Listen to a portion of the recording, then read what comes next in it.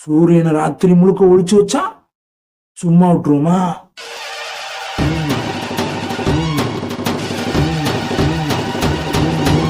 ஏய் மதுரைக்காரங்கடி,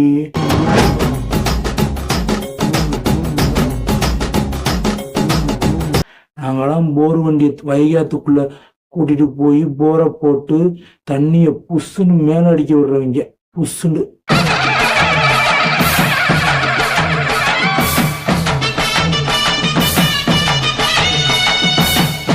ஆயிரங்கால் மண்டபத்துல ஆயிரங்கால் இருக்குன்றாங்க. 1001 கால் தான் நிக்குது.